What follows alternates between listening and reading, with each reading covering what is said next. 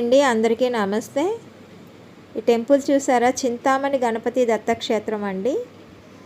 భక్తుల చింతలు తీరుస్తూ వారిచే చింతామణి గణపతిగా విశేష పూజలు అందుకుంటున్న ఈ క్షేత్రం సిరిసిపల్లి అనకాపల్లి జిల్లాలో ఉంది. చింతామణి గణపతి ఆలయం విశిష్టత ఏంటి అనేది ఈ స్టోరీలో చూద్దాం.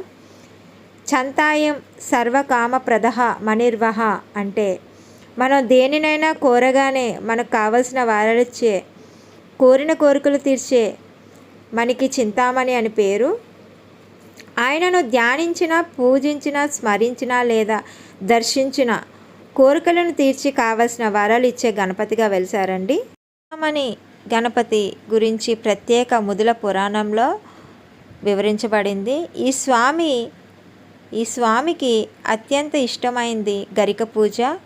అవధూత దత్త పీఠాధిపతి పరమ పూజ్య గణపతి సచ్చిదానంద స్వామి వారి ఆశీస్సులతో ఈ ఆలయం నిర్మితమైంది.